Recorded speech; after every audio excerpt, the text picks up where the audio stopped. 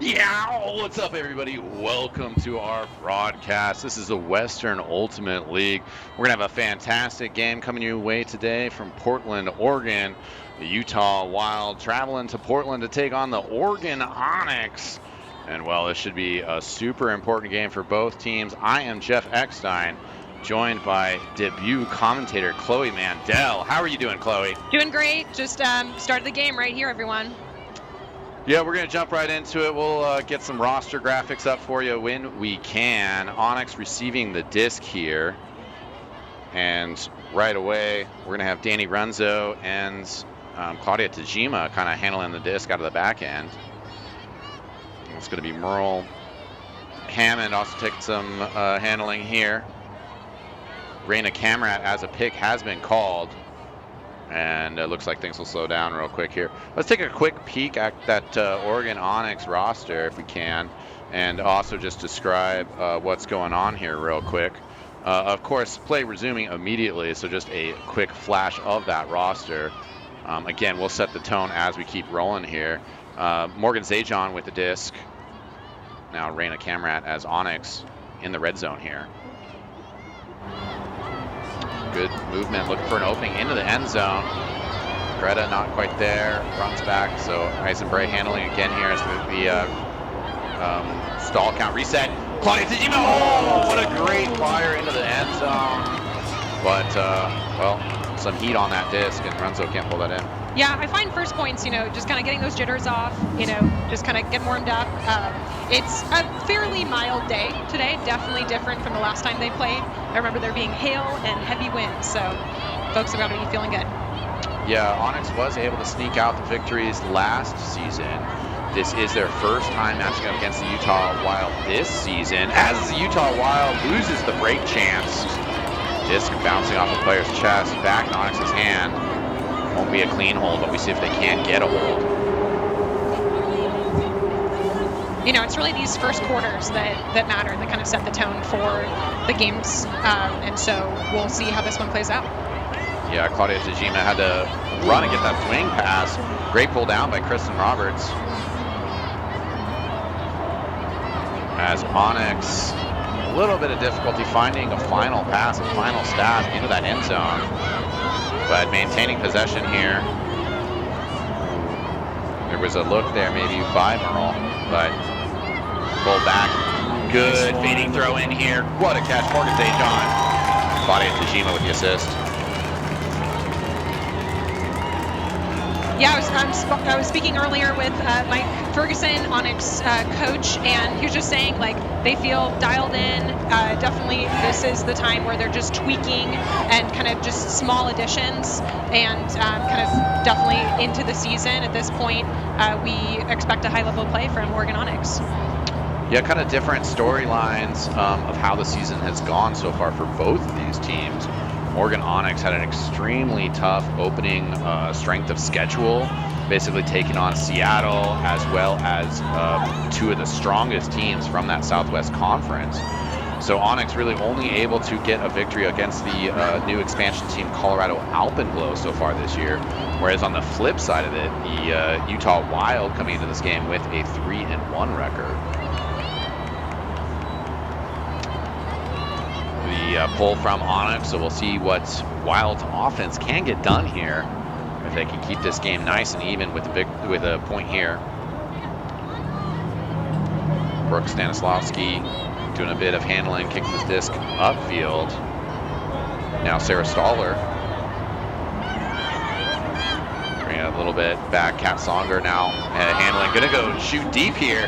The dip's a little bit shallow though. It's not gonna be able to find their player in the end zone. That might have been Mac Burkett. Now a big hug going to Grace Alston. Defenders catching up though, however. Grace goes up, pulls it down. What a catch to make sure she fields that reception. I love those hugs from Sherwood. I mean, that's what I want to see all day long. That's a tough one, but definitely if you can get those yardages, especially early in the game, save some legs. Yeah, and push this Wild offense back, so it was still, they received the pull, still kind of their moment to possibly score here. It got disrupted, but we'll see if they can get their offensive rhythm back together. Oh no, another just kind of fumbled pass there as Kestique Williams just comes off of her hands. Yeah, you know, we're close enough to the end zone now. It's interesting to see kind of the end zone sets. I like the patience that we're seeing from Oregon Onyx closer to the end zone. But take those shots when you have them. Oh! Good attempt by Tina Schneider, going to her knees, but unfortunately, again, just kind of an awkward left-handed catch for the right-handed player. And that's a long ways down when you're that tall, you know? So you gotta... Yeah, that's for sure. Look up for that. Moving the end zone pylon out of the way.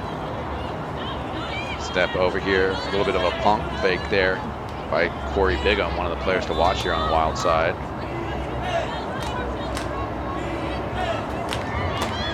Defense chants coming out here from the Onyx fans.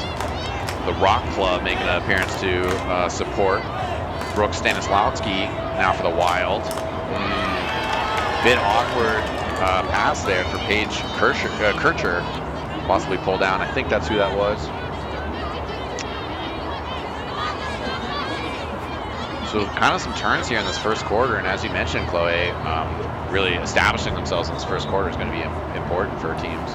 Yeah, and if I can just add, just in speaking with the coaches, Tanya Wrights, Michael Aguilar, it sounds like the Utah Wild team is definitely kind of about half the team is new to this season's roster. So, you know, building that chemistry throughout a season definitely takes some time.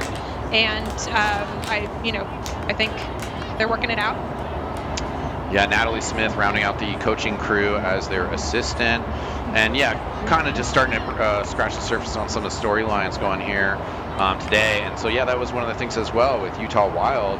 They're actually kind of still like in the middle of their season with a lot of their games stacked up, you know, being played this weekend and the next 2 sets of match dates coming up. Grace Alston, a nice find on Eva Pope, not going to be in the end zone, has to walk that back a little bit. Tina Snyder slipped to the ground. We're trying to find a target here. That's Tina. It's going to have to be another hammer here. Oh, another tough catch for her, though. At least, fortunately, there wasn't any sort of collision with that Wild defender. Yeah, you got to watch out for those dangerous plays, but it didn't seem like one. Yeah. Glad everyone had the body awareness there. Oh, that was another kind of a weird little push-out pass there, but Mac Perkett pulls that down. Back to Brooke Stanislawski for a second. Wild slowly progressing.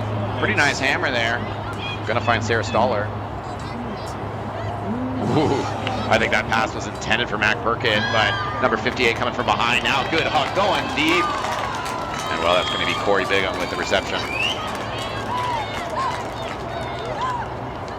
Tied 1-1 now. Took the Wild offense a little bit there to get settled in. Nice plays by the Onyx defense, but we'll see the replay here on this final push into the end zone. Yeah, and it's hard with those long points. There's lots of turns. You have to maintain focus, and I think it's great that Utah Wild was able to pull that one out, find the easy out pass, and make it look easy. Yeah. Paige Kircher with the finishing pass there. And most of this first quarter gone. It was 12-minute quarters here in the WUL and 5:12 remaining. Onyx will get the disc off this bowl.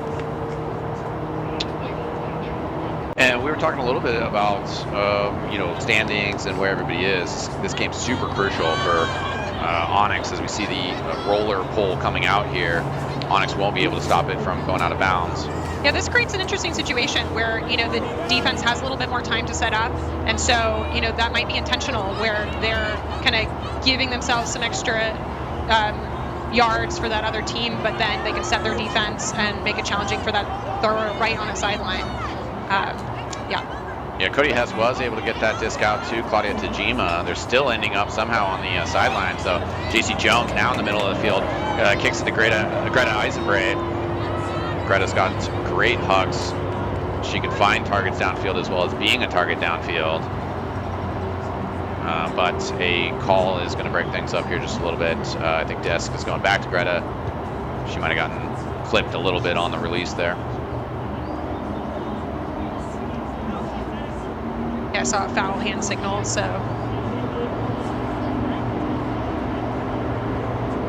Yeah, and referee coming in just to make sure we're all clear, all set on it.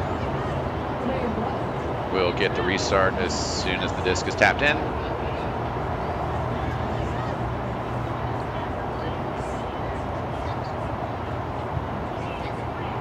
And there we have it.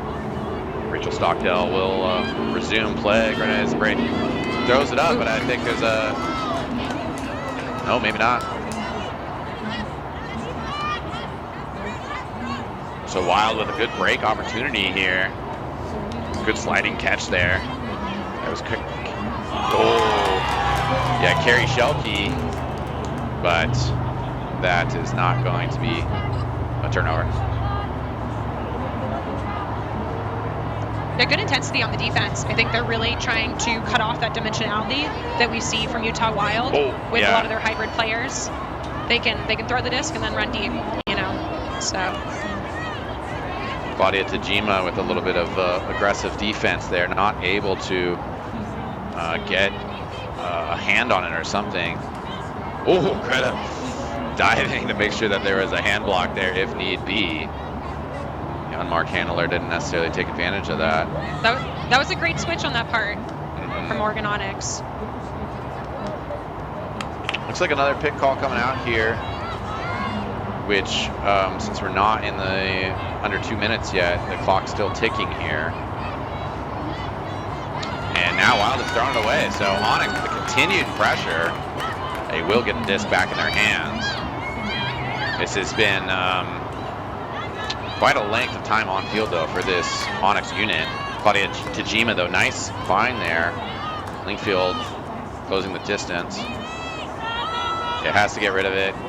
Good pace on that swing to Greta Eisenbray. Now going to be able to find Trout Wainwright. Oh no, disc a little over. I love the idea though, using that full width of the field. You know, you want to see those swings to open things up. Oh, great punish by the Utah Wild. Carrie Shelkey leaping in the air to make sure that they land in the end zone, and that'll take them to 2-1 lead for the Wild. Yeah, I think, you know, especially with the WUL compared to maybe some of the club and USAU teams or games, you're actually really trying to shut down the deep game, right? Those can really hurt a team. So far we've seen Utah Wild score their points on those out passes. And yeah, I think that Onyx hopefully can make some adjustments, maybe just a little bit back their people and cut those off.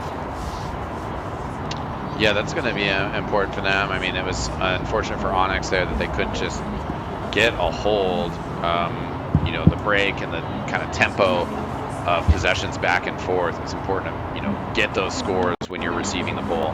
And hopefully they can kind of reassert that tempo, but they're going to need to end this quarter either ahead or even in order to do so.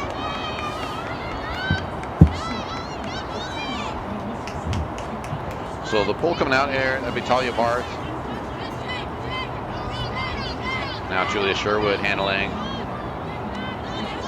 Finds Eva Pope. Back over to Merle Hammond. Finds Talia Barth again. Onyx set up mostly. Bird stack weaving around though, but Raina Cameron gets undercut. Great play by Shayla Wallen.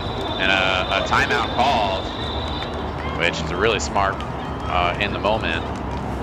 Yeah, that was called by Utah Wild, and definitely I think they're really focusing on kind of their offensive lines, defensive lines, make sure that they have the right folks on the field. And so in this situation, they're, you know, almost just a minute left. And 9 seconds on the clock and for this quarter. So yeah, see what they can do. Yeah, 2 timeouts a half, and you know, as you mentioned, just so important sometimes these break opportunities that, you know, if your D-line's out there, you might as well just switch it up, you know, and get a player that a full unit that's ready to go. Yeah. And you know, so it's like you might as well use a timeout a quarter, right? You know, you get 2 a half, and these opportunities are just so golden that you can't Can't let him go.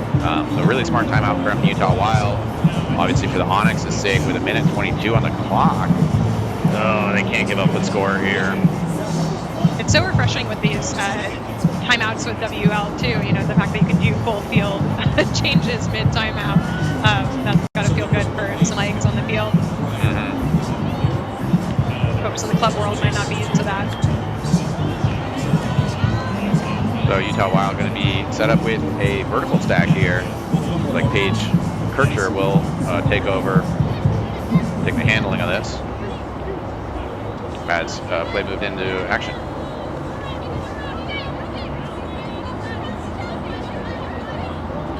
So having to swing it around a little bit, trying to keep this vertical stacked. Beautiful switch on that up line cut from the handler and good defense. Big cut deep, but there's not going to be a hook to match. Yeah, pick was called. That inside pass was available basically because of the pick. So we'll have a stall recount.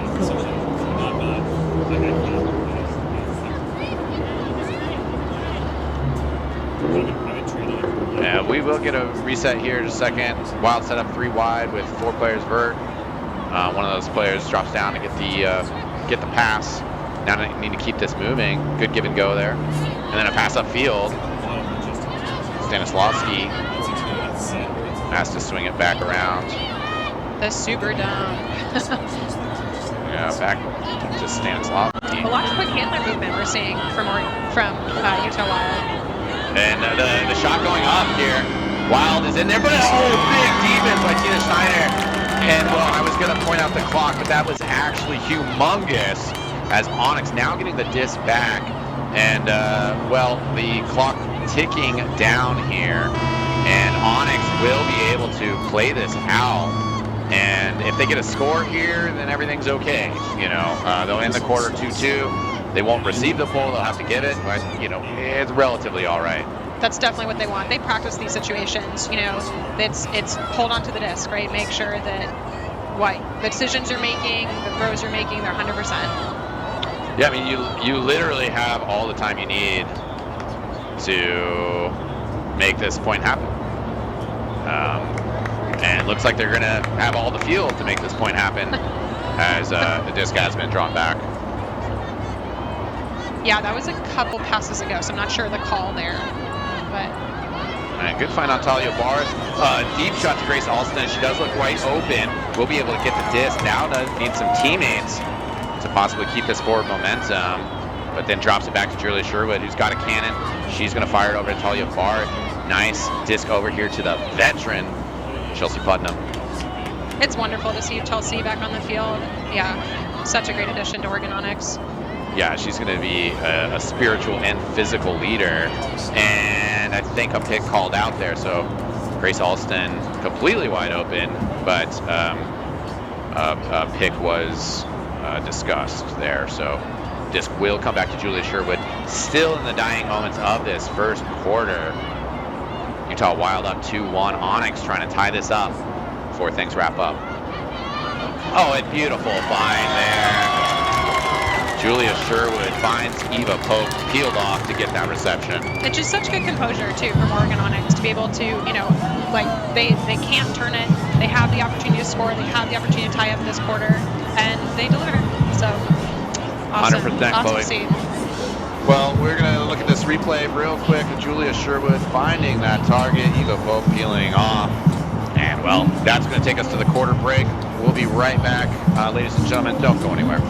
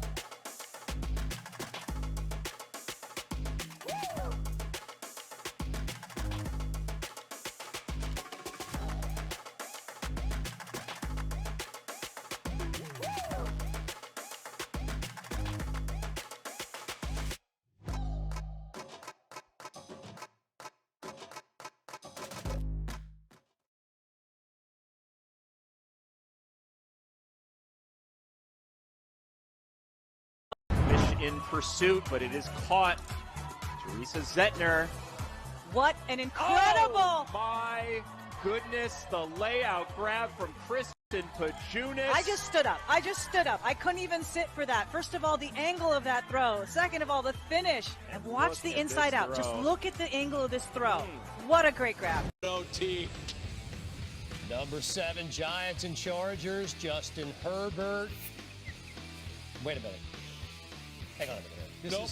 Looks like that's Western Ultimate League Frisbee. I'd know it anywhere. It looks like Cody Lippincott, right? Mm-hmm. Laying out, well done.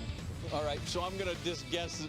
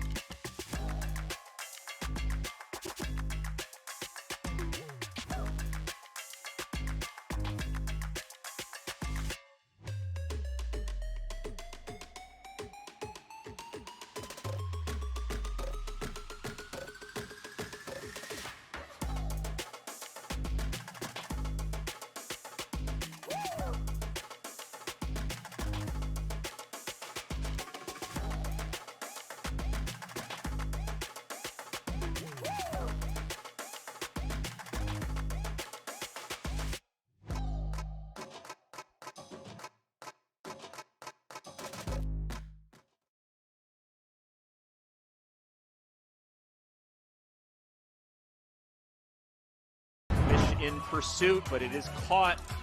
Teresa Zettner.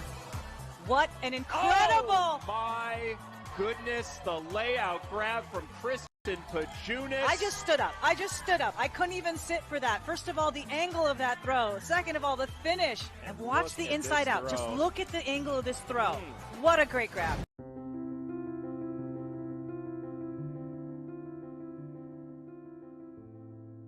I really want to show young girls that they can be athletes too. I've struggled with imposter syndrome, and I've really had to ground myself in why I play. I play because it's fun. I like to compete. I like to show it with my teammates. I like to push myself to be the best. And I think being out there and doing that for them and having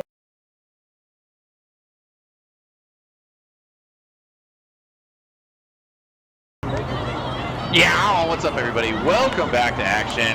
As right now, Utah Wild shooting deep. And, well, that's going to be number 38, Corey Bigham, pulling that in. Jumping into this second quarter, actually action underway already.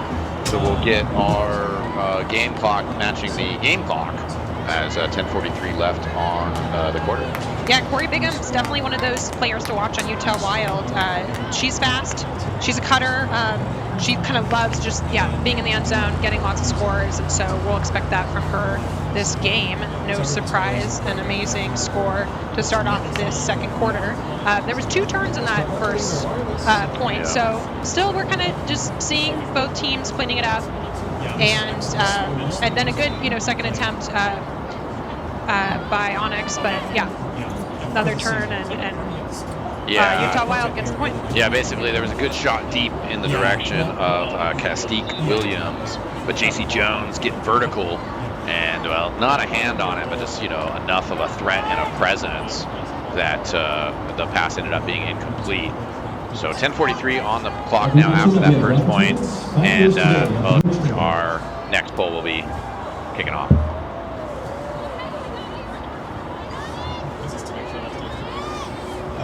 Danny Runzo to Rachel Cody Hess. Able to find Greta Eisenbray on the near sideline. She will just kick it back to Rachel Cody Hess, though. Daniel Runzo. Raina Camrat was calling for the disc on the far side.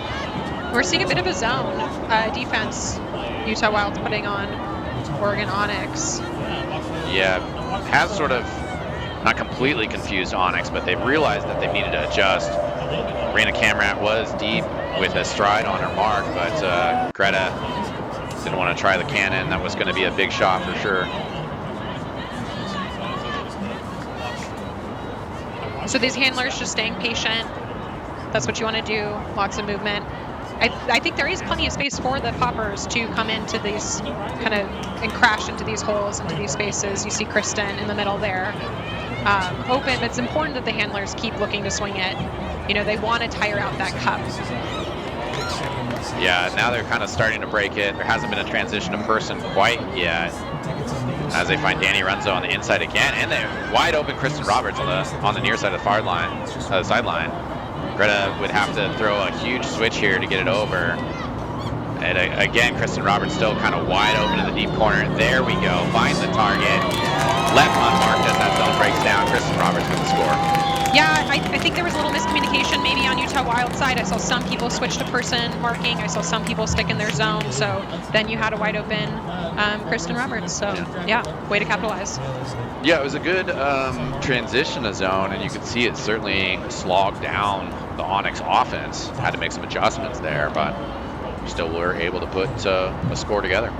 Yeah, not a lot of wind today, so those zones definitely are good in windy conditions, but in these, you know, I think it just switches up the defense. It makes the offense have to think a little, or sorry, switches up how the offense is going to approach their point, and it's good to throw every now and again. But if you can get those long throws in this, you know, mild conditions, then you're in definitely an advantage on the offensive side with more defensive players by the handlers. So score even here. Julia Sherwood teeing it off. Utah Wild just arrived in the state this morning. A little bit of a Pacific Northwest road trip for them as they'll be taking on Seattle next. They actually have a funny schedule coming up. So in Onyx, Seattle, Onyx, and Seattle again. Yeah. So, big shit up deep. We're going to have to see some wheels here. But indeed, amazing a beautiful layout. Once again, Corey Bigham with the score. Absolutely gorgeous. That is a beautiful play. Yeah, early contender for our Discraft play of the game, but we'll have to see what else happens. We got plenty of game ahead of us. But you could just see there, Corey Bigham just taking off even before her teammate caught that other disc, other throw. Beautiful two-handed layout. Even get some congratulations from Aubrey Bishop before she spikes the disc on her head. Yeah, power position from that assist. It's nice when you can get those big throws off an upline pass. And yeah, beautiful work on Utah Wild's part. Yeah, again, the discussion a little bit with the coaching staff beforehand. The deep game is an important part of this league, of this sport. And Utah Wild have had some great points off some fast breaks. And as you mentioned, the power position there. So we'll see if they can keep that going to kind of break up the defense of Onyx. Claudia Tajima, not the easiest of swings. Trout Wainwright will close the distance, goes a little diagonal. Now winds up a big shot. Cyrus Lingfield is there. Floater for her, but she's got plenty of space to let it just wait and land. JC Jones now in the red zone. Danny Runzo. Oh, the pass get cut out though. Good movement from Danny Runzo. Oh, as the diagonal pass right away gets broken up. Claudia Tajima, she's got it. Rachel Egan maybe there at the end line. Still has Trout Wainwright. And there we go. Danny Runzo will make up for that miss and pulls it down right away. Yeah, nice to get those little inside outs. Yeah, move into the break space in the end zone. I believe that was a D from Rachel Stockdale, who, you know, this is her season debut, so really awesome to see her on the field. She's definitely one to watch for Utah Wild. She's a hybrid player, very athletic, hails from Colorado, so it's really exciting to see kind of that new talent making plays on the field. Yeah, 100%. Western Ultimate League is just exciting to see this league just keep gearing up and bringing more players from the Ultimate community into the sport, getting them involved, and exciting to see all these clubs like the Wild and Onyx, you know, grow over the years. So we're gonna have the poll from Emma Bartlett, who was a substitute here today for an Onyx player that wasn't going to be able to make it on the field. Tina Snyder marking the handler. Just shut down defense. I love seeing that. No arounds. I mean, when you have a wingspan like that, making it hard. to get anything into that break space. Yeah, and especially if you're going to be running a zone, you know, get your biggest wingspan on the handler, right? As certainly a discussion about possibly picks. I think it's fairly downfield that was happening, but plays are going to be restarted as some players are still chatting about things. Attempt at a quick follow-up pass from Mac Perkett. Now, number 38, Corey Bigham with the disc instead of as a target. Mac Perkett singing around. And then back to Mac Perkett, center of the field, 45-yard line. Kind of a little push pass, followed up by another little quick give it a go. Bartlett not going to be able to get in there. On the D there. Some quick passing from Wild. Takes out Bishop, and now able to cut it short, but it's like a call downfield. Yeah, Utah Wild not afraid to kind of really dump it pretty far. It's interesting to see. Another give and go that was kind of similar to a sequence not long ago. Corey Bigham cutting into the corner though, but look, the D. Oh, the D goes up. Didn't actually get a hand on it. That was Shannon Dennehy, but enough of a pressure that the pass goes out of bounds. And now as we've reached the halfway mark on this second quarter, a great opportunity for Oregon Onyx. Good swing to Julie Sherwood. Now Aubrey Bishop, another great find. Player going deep, it's going to be a big forehand. Corked out here. Oh yeah, defender read that pretty perfectly. That was Castique Williams. Took a step in towards that pass, realized there was even a little bit more room. Good jumping, slap away defense. Yeah, that's a great matchup, and so it's nice to see those tough plays. And definitely the D is tight on both sides. Oh yeah. There you go. Get it right back, Tina. Yeah, great cut under there. And again, you know, just like this is the D line out there. So yeah, they didn't get a conversion off that first break opportunity, but they have another one. And either way, they're tiring out that Wild offense right now. Just thrown to Bartlett. Again, good give and goes. Julie Sherwood has to pull that down left-handed. Great tempo from Oregon Onyx. They're just keeping that disc moving, making smart choices. Yes! Beautiful throw. Great ball set. She's had a lot of scores the last home game against Colorado. Alvin Clough and pulls in a beautiful reception there. That's Onyx celebrating the break point from their D-line. That's one of those situations where you kind of got to look down at the end zone line and be like, am I in? Am I in? Do I grab it now? And so, yeah, really glad to see that. Yeah, we'll see that again. That first beautiful pull down left-handed from Julie Sherwood. Kicks it over to Shannon Dennehy. And then we see a beautiful flick into the corner from Grace Alston. Drop kick. So excited. I love the energy. Look at that love. Yeah, one of the young guns on the Onyx roster. A lot of players contributing from Oregon, or from Eugene, and Grace actually from Portland, but still part of that kind of younger squad. The roster up there. I mean, definitely, yeah. I feel like the average age of Oregon Onyx is a little lower than it was when I was a practice player last year. So, yeah. Well, of course, you were bringing that average down, though, right? Sure, yeah. Wild receiving here, and Vesper Aragon. A little bit more handling here. Just goes back to Paige Kircher, though. Gets it once again. Now Rachel Stockdale. Good quick interplay here. Stanislawski. Now over to Perkett. Stall count rising. Will find a swing. Awkward stuff, but still pulled down by Kat Songer. Yeah, it's just a stall to 7 WL, so it's a quick game. It's a quick. Bigham with a good find to Stanislawski. Now shooting deep, and well, there you go. Paige Kircher will pull it in. Ties the game 5-5 with 3:10 on the clock. Remember, Paige started as a handler, so it's really neat to see those handlers kind of be in those flex positions, be willing to go downfield, and then score. Yeah, love to see it.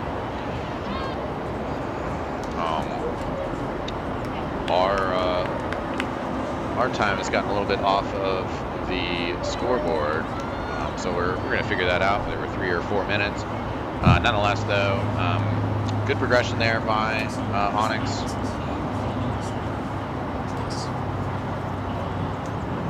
They're doing what they can to slow down this Wild offense, but Wild will be pulling again here. We'll see if the Onyx offense can keep the good times rolling. Speaking of rolling. Yeah. This one's going to roll out of bounds past the 50, so it will have to take it on the sideline, and will get double teamed. Brittany McCready there handling the situation. And you know, Chloe, I actually happened to run into Brittany McCready today. Oh, where's that? Yeah. I was hanging out at a certain ramen shop I'm starting to open downtown Portland, Matsunoki Ramen. You're opening a my ramen shop. Ramen shop? And I saw 5 Wild players walk by. Oh my goodness, great grab from Merle. That was a beautiful layout. Way to keep it in play, right at the end zone line. Wow. Oh, what a connection there.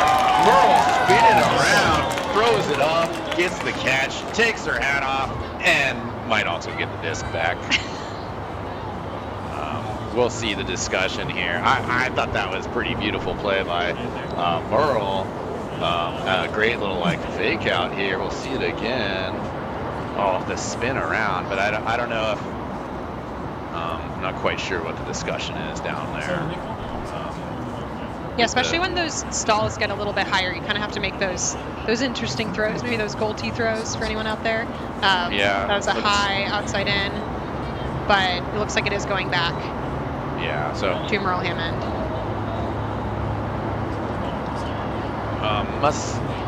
If it was a stall, we get a turnover here.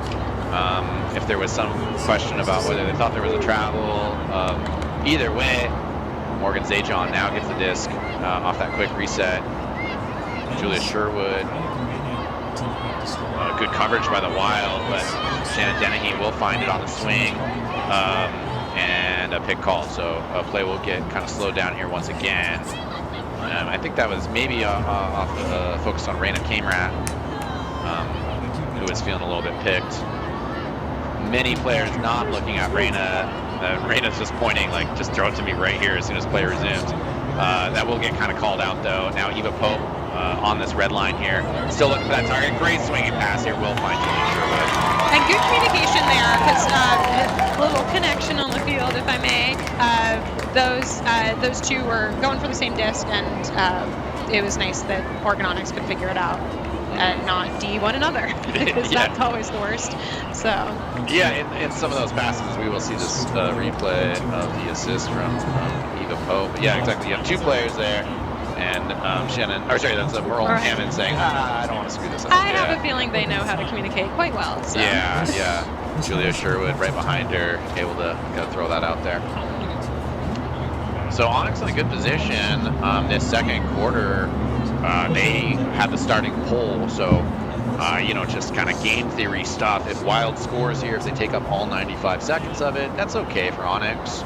But also too, there could be a really good opportunity here for either a turn caused by the stalling tactics, or just Wild scoring and then Onyx getting the disc back as the clock's expiring. Yeah, it's been a close game so far, so it'd be great to see one of these teams pulling away. Oregon Onyx has this break opportunity if they can get this turn.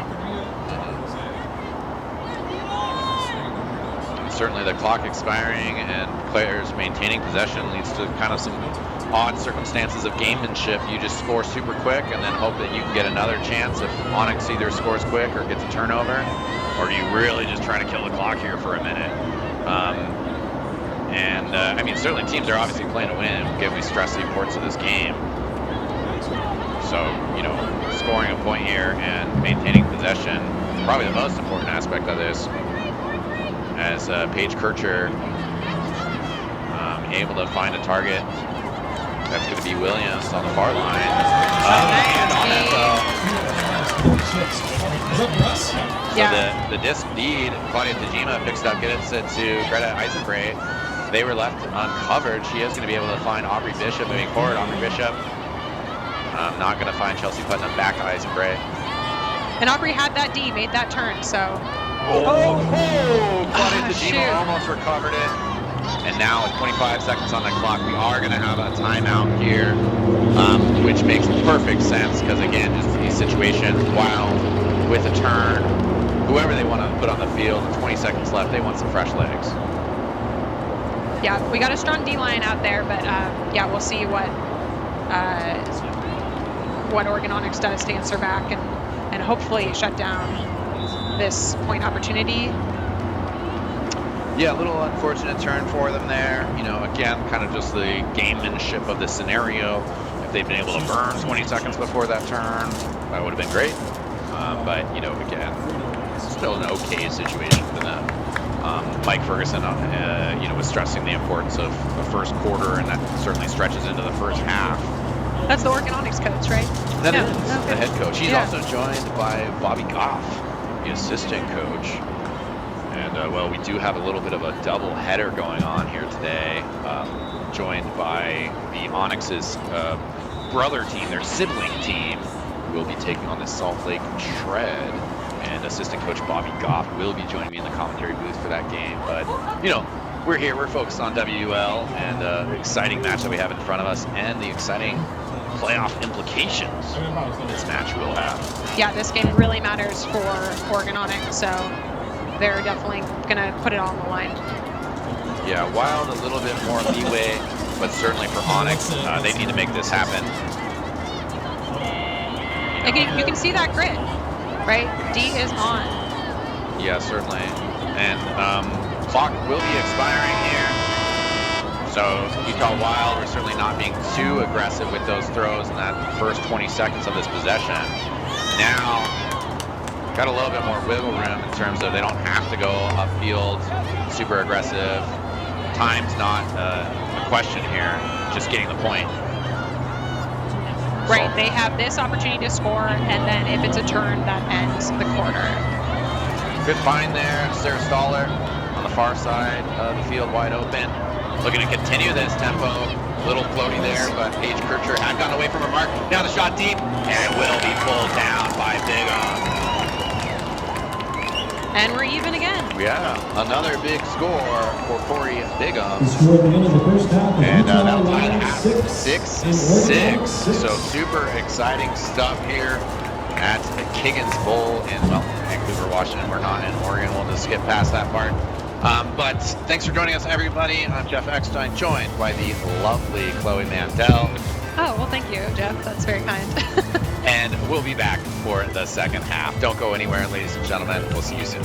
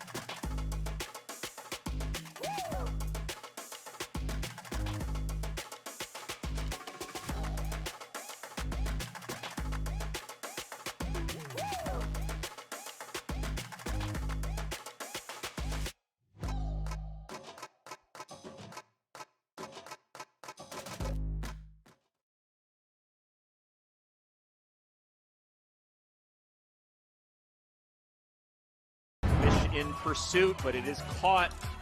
Teresa Zettner. What an incredible! Oh, my goodness, the layout grab from Kristen Pajunas. I just stood up.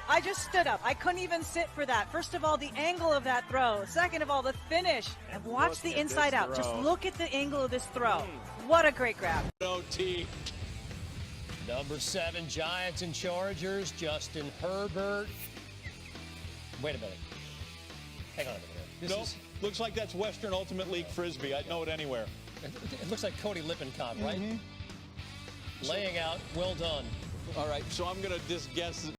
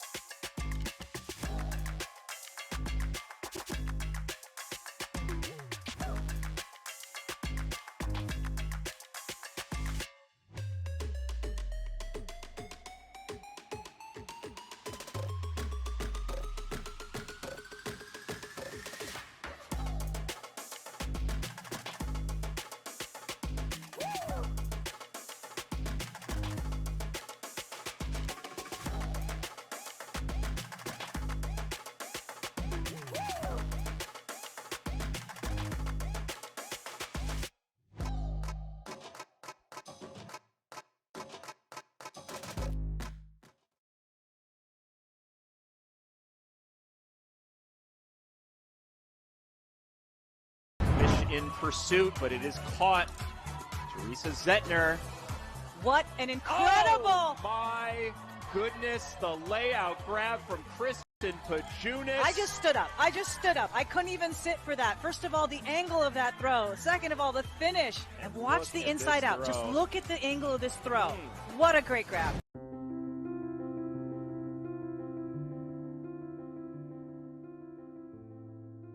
I really want to show young girls that they can be athletes too. I've struggled with imposter syndrome, and I've really had to ground myself in why I play. I play because it's fun. I like to compete. I like to show it with my teammates. I like to push myself to be the best. And I think being out there and doing that for them and having other people see and potentially think that, hey, that can be me one day, that's really exciting. I know I've struggled in my own life to take up space, and I think that it's so amazing that the ultimate field has changed that for me. That I can get out there and I'm no, I know I am a good cutter and I know what I need to do here and I know my role on the team. And I think that it's just helped me open up so much. It's also led to more confidence for myself, and I really want for other women and non-binary folk to see that, oh, they're out there doing this. How do I get into that? What does that look like?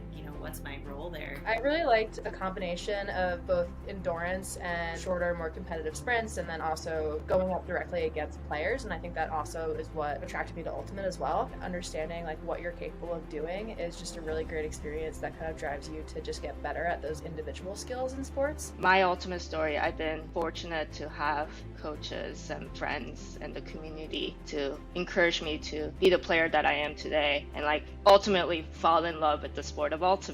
So I hope that the Western Ultimate League, like this program we have today, the Open Side, we continue to connect and welcome new fans and future players and continue growing this community that we all love. I think hopefully one day that someone will fall in love with the sport as much as I love it. I think that's the biggest thing for me, is just knowing that we're giving an opportunity and visibility to the sport for young women. It's the best thing. One more time.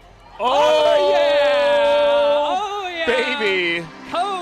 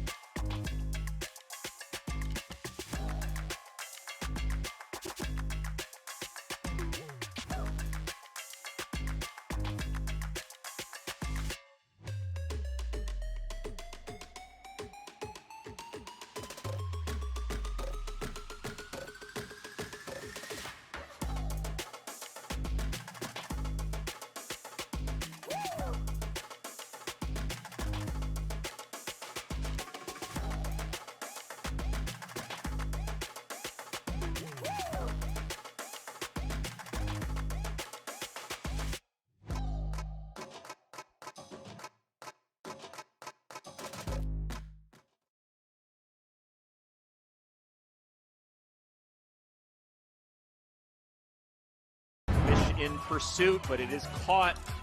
Teresa Zettner.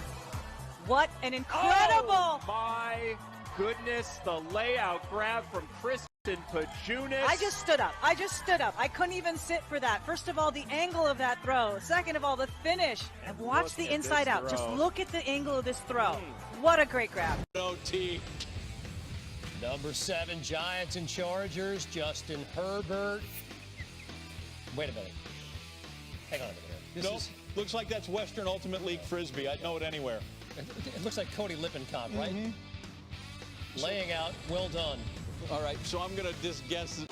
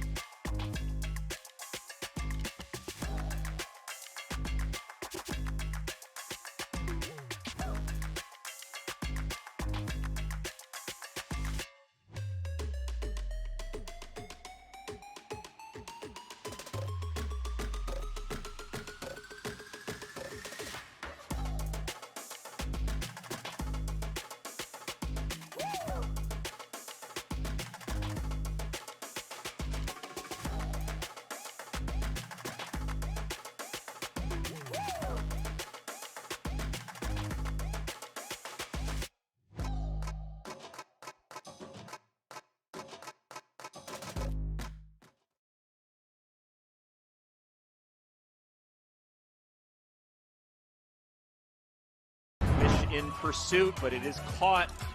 Teresa Zettner.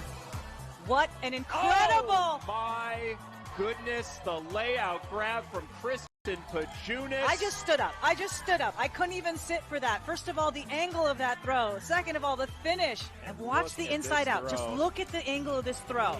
What a great grab.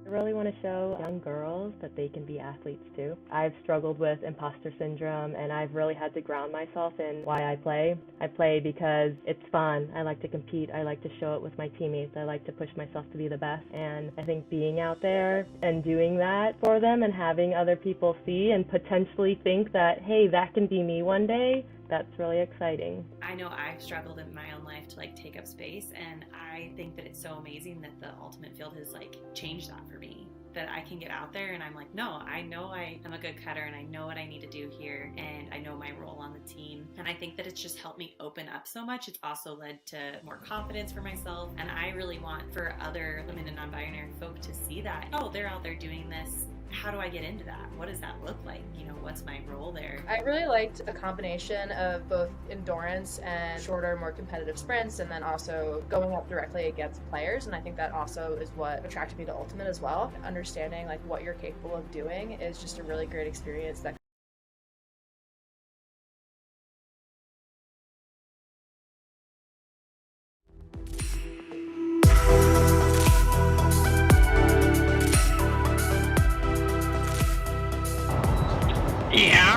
Welcome back, everybody. We're about to get going with our second half of this Western Ultimate League matchup between the Utah Wild and the Oregon Onyx. Score tied 6-6. I'm one of your two commentators, Jeff Ackstein, joined by the wonderful Chloe Mandel. Hi everyone. Yeah, really great to be here. It's been a pretty neck and neck game. I think a lot of those kind of drops work themselves out, and we're seeing some really great defense, offense on both sides. It's an exciting second half. Yeah, we've seen a lot of games in the Western Ultimate League this season where one team gets a pretty decent lead in the first quarter and then maybe expands on that in the second quarter and then slowly just starts to pull away with it, even if the score kind of stabilizes at that point. So 6-6 here, extremely tight game. Very much looking forward to seeing how it plays out in this second half. Claudia Tajima across the half line. Now to reach Cody Hess, who's going to go big here. Morgan Zajon is going to have to get real big, but... Sandwiched between two defenders, that's a hard one. Yeah, and maybe a little undercut the disc as it kind of rose above their head. So Utah Wild starting things off with a break opportunity. We'll have to run the full field, though. So does find Ellie Shorgel, excuse me. Ellie, one of the players to watch here tonight. Yeah, Ellie's a D-line player, but it seems, you know, a lot of folks can do DO. She's a hybrid player, hails from Minnesota, and definitely kind of one to watch around those big layout Ds. But right now we're watching her on O.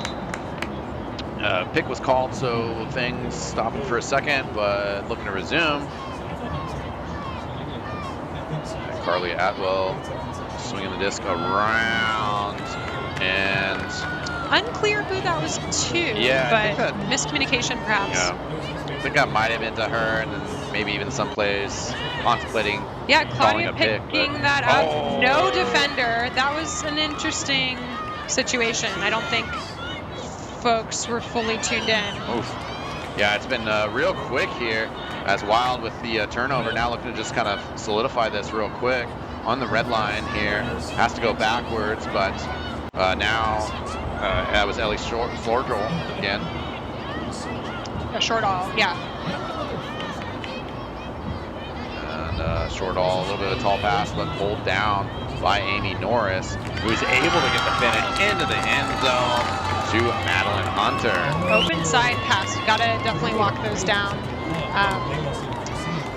Defense was just a little bit out of position, but again, I'm still confused by that turn, just because, you know, you could even see Claudia kind of like looking up, like, hey, where's my cutters? Undefended thrower, and then it was still a turn. So a little unfortunate for Oregon Onyx, and good on Utah Wild to capitalize. Yeah, Madeline Hunter, one of those 5 players I got to bump into today. Kicked them a couple bowls of ramen to try out and had an opportunity to chat with them. And certainly Utah Wild feeling really fired up and ready to go in this match tonight. What's all that ramen, right? You know, Yeah. gotta be nourished. Powered by noodles, you know. Hashtag, yeah. Brittany McCready out there, that's one of the other players I got to chat with real quick, and she's out there on the D-line as Utah Wild have been able to get a foot up at the start of this half. Starting things off with a break.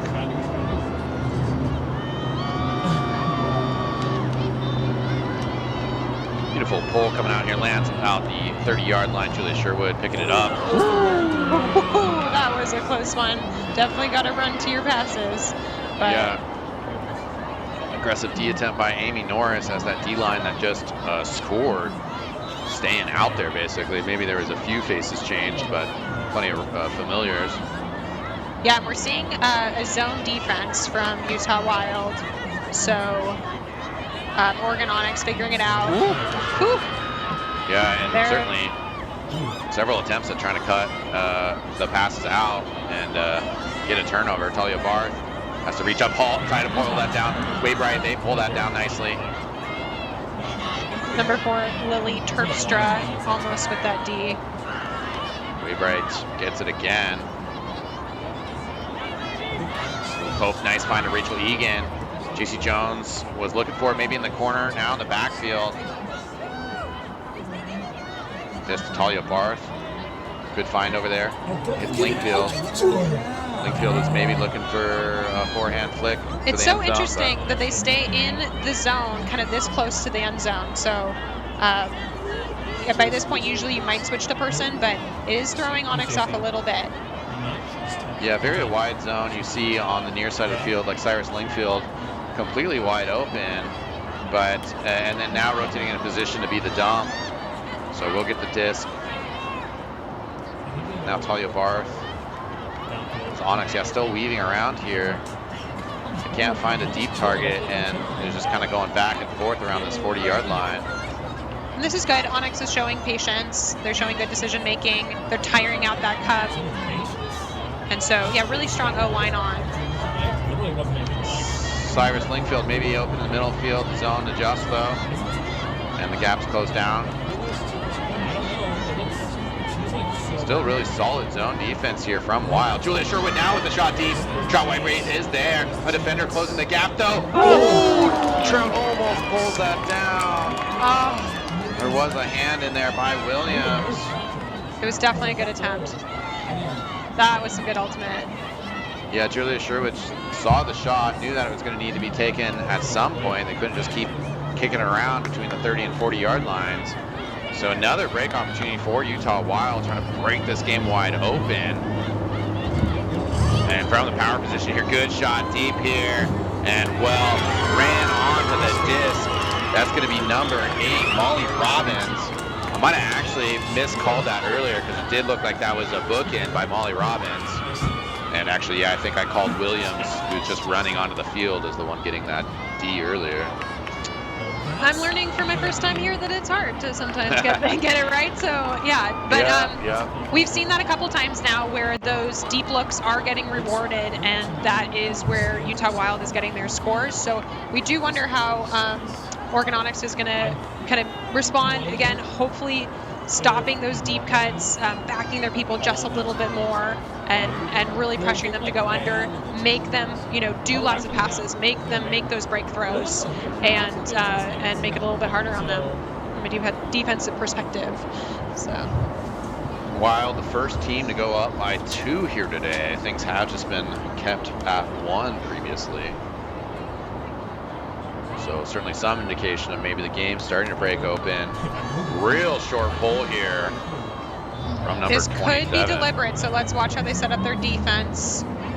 It's giving them that time to set up how they want. We're seeing a zone D, kind of almost like a clam. You see that circle that they're making with their defenders. Onyx still able to find Danny Runzo. And now we're in person. On the far side. Then, yeah, the coverage closed down real quick. Raina Camera, what a save! Oh, incredible. We've seen that from Raina all season long. Yeah, usually it's in the end zone where she just dives out and makes a massive catch, but coming back to save, and now the pressure, maybe there was a hand on it too much though, just slips away, and Wild with the opportunity, pulled inbounds.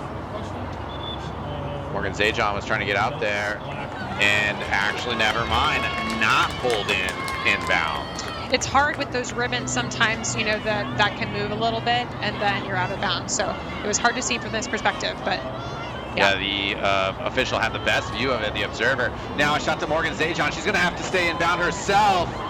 And the disc goes a little bit far. Just too strong for your own good sometimes. Yeah, and she had a good awareness of where the line was and where she would need to put her foot down in order to get that to count. It was a nice look from Greta. Oh, yeah. Ugh. That's so hard. It was a nice look from Greta, for sure. Yeah, fired quickly because that was what was needed. A little too much pace on it. Great forehand there. Can the defender get in there? Nope. Oh. Good try from Earl Hammond. Earl Hammond has those hops. Yeah, good contested pass, but can't come down with it. So still in possession with Utah Wild. Oh. And there we go. There's that good deep that we expect from her. However, a timeout was called. I heard that whistle right beforehand. Morgan Zajon's trying to say no, but it comes down to when the official heard that and recognized it. Turning into kind of one of these just timeout situations. Was it, you know, recognized before the disc was out of her hands, or?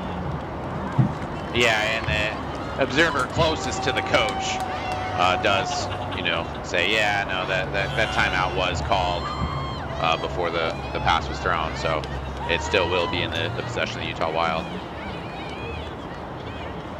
A strategic call by Michael Aguilar, the coach of Utah Wild.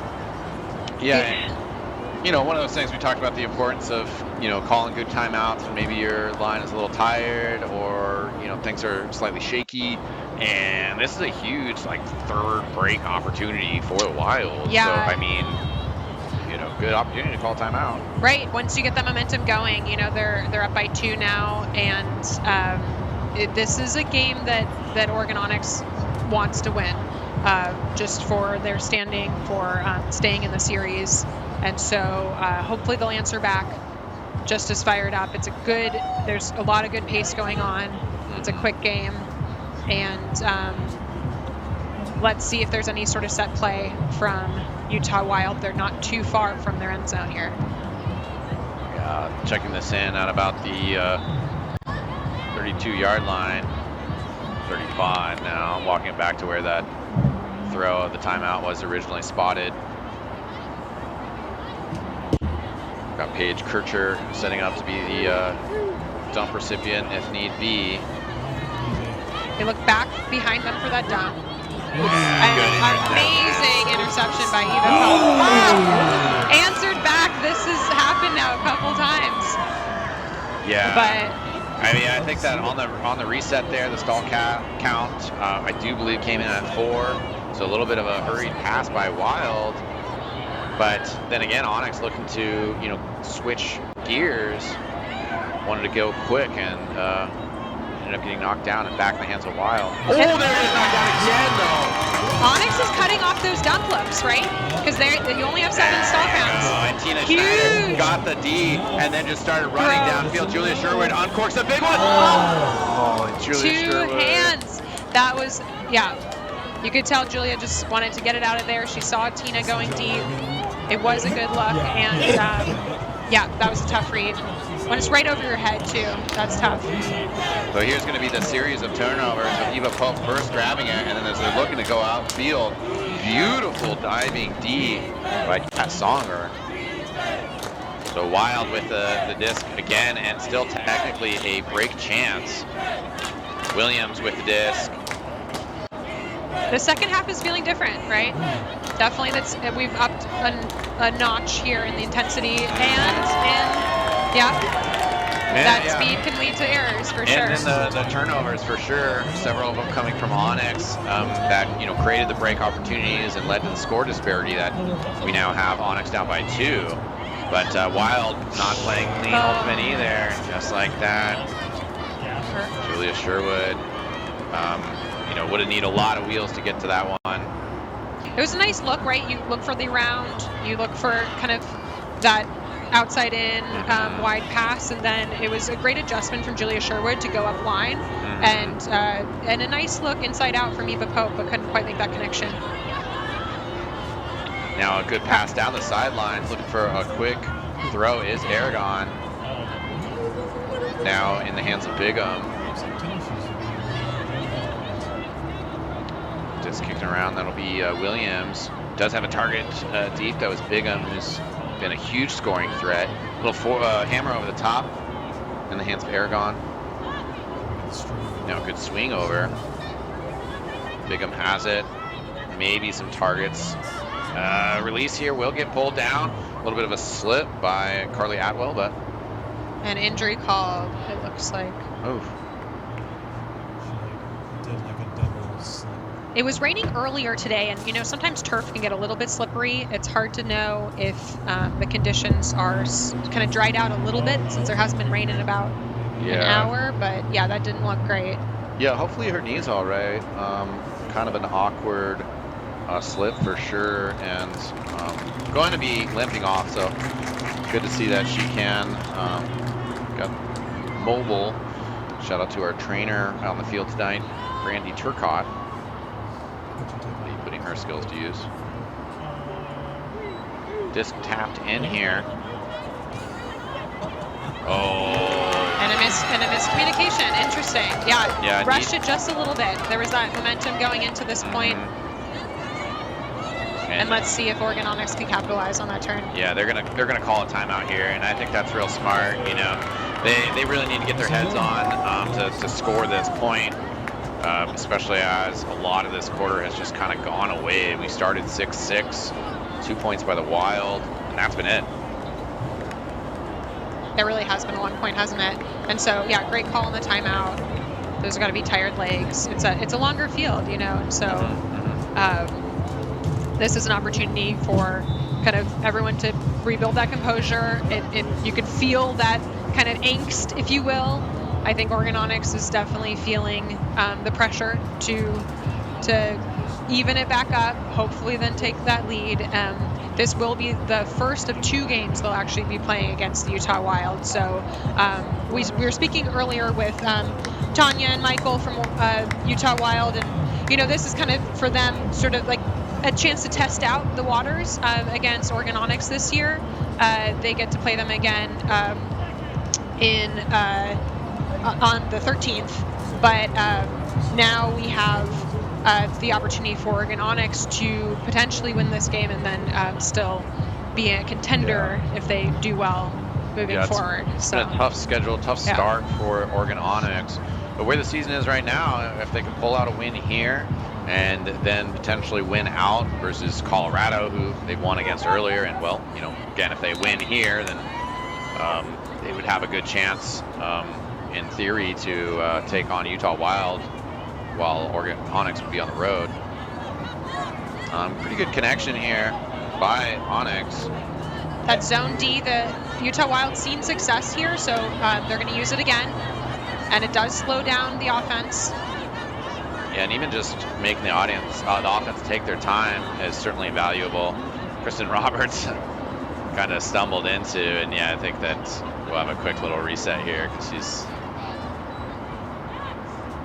kind of got bumped there. Yeah, there's 5 players, kind of defenders, all in this space, so it's a very busy middle space. I'm glad that Oregon Onyx is swinging it, really using the full width of the field, finding those open shots, right? Kristen's right there. Yeah, and there have been some open players, like kind of where Shannon Dennehy is staying right now, but it's kind of an awkward, you know, possibly hammer over the top of these defenders. It's not an easy throw. Now Greta Eisenbray on the near side of the field, taking on the run a little bit, not going to take a big shot though. Rachel Hess finding a good inside throw. Now give and go. Kristen Roberts looking for a score, possibly Shannon Dennehy even closer to the end zone. Reina Kamerate was making a cut. The disc has to go back to Claudia Tajima, though. She's still looking for targets. Undefended, though. No stall count here. This is interesting. She's got time. Yeah. So, still wide open. Yeah, it's still an interesting scenario. Disc has come back a little bit.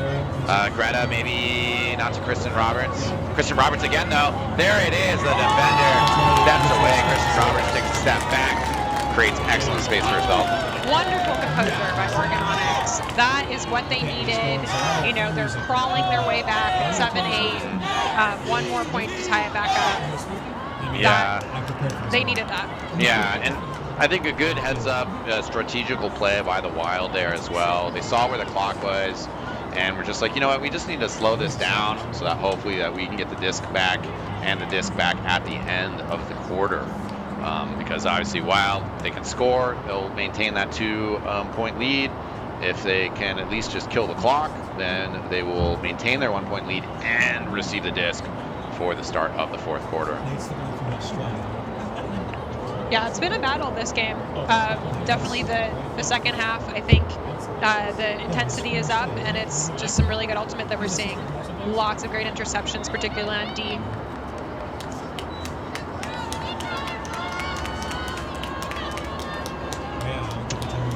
Bull's out here, goes to the 35-yard line.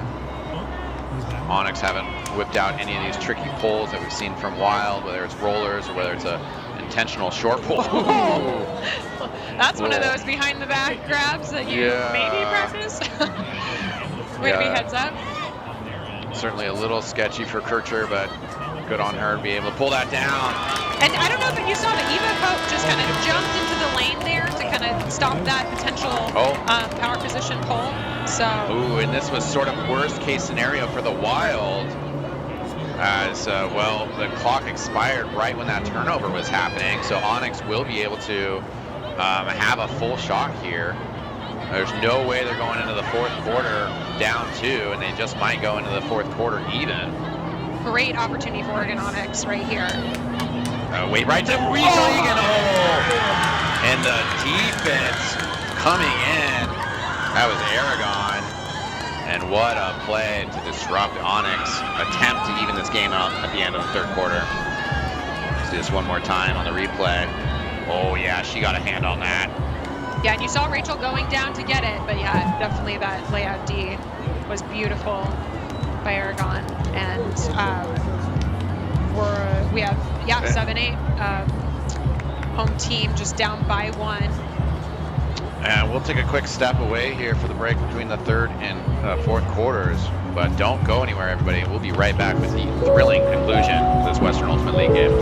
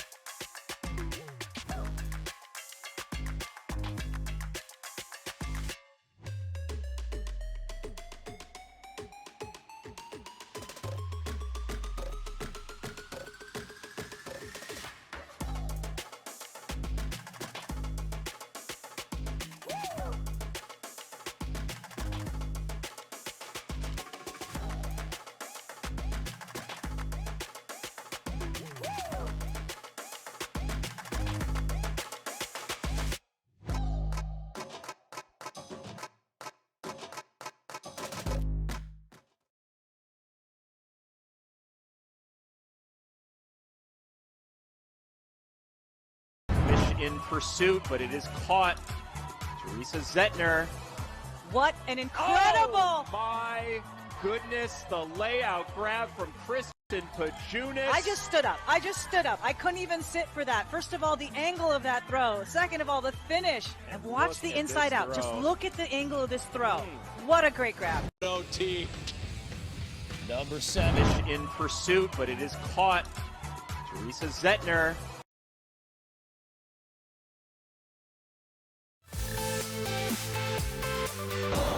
Yeah, what's up, everybody? Welcome back.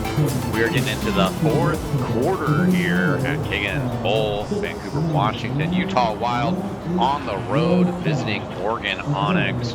Crucial game for Oregon Onyx. Utah Wild, a little bit of a leeway. They still definitely want the dub here. I am Jeff Eckstein, joined once again by Chloe Mandel. Hi, folks. Yeah, great to be here. This has been such an exciting game. This is the quarter to watch. So thanks for tuning in. You know, it's been really interesting to see the defense switch up from Utah Wild. We've seen person, we've seen zone. I think definitely their transitions out of that zone into person have gotten better over this game. We're also seeing less drops, but we are seeing more Ds and more interceptions. So really exciting stuff here on both teams. I mean, we're seeing those turns are contested, right? It's not just errors; it's actual, forced turns. And then can the other team capitalize once they get the disc back in their hands? Yeah, been a lot of big defensive plays, maybe even more so than offensive plays. Usually you see those layout catches for points, Well, we've had a couple of those. Yeah, we have had a couple of those, yeah, for sure. Stanislaw, good give and go, getting it back into the hands of Kircher. Songer with the handle. Good movement from Wild. Williams, oh, that's going to get cut out. Tina Schneider, another D from her. Yeah, great positioning. Way to have eyes on that disc. This is a tense game, Chloe. It sure is, Joe. As Onyx getting the disc back in their hands. Oh, shoot. Yeah, no wind out here, so definitely some. Just, disc. It's a game of inches, Yeah, for real. And Onyx missed an opportunity to possibly get a break there. They're going to need a few more opportunities in this quarter if they want to kind of change this score around. But Wild, nice calm. Nice, that was great on Talia's part, sticking with. Yeah, you always have to watch those up the line passes, particularly kind of in that hot zone in the end zone. That's a really scary spot. We saw Talia do a beautiful job of getting in front of her person going for that score, and then next person did it and scored. So great job on Utah Wild's part to capitalize on that open side, get those up the line passes, and number 9 scoring to bring it up to 9-7 Utah Wild. That was a good hockey assist to herself from Williams, as made that pass and then a good cut to get into the end zone and get open over the back of Emma Bartlett. Yeah, I've been watching some more hockey these days, actually. It's been on TVs, so yeah, maybe taking some inspiration onto the ultimate field here. Yeah, Stanley playoffs going on right now, whereas the Western Ultimate League playoffs, I think it's something like June 5th and 6th. Sorry, I don't have those hard dates, but I know it's like first weekend in June in Seattle. It'll be super exciting championship weekend.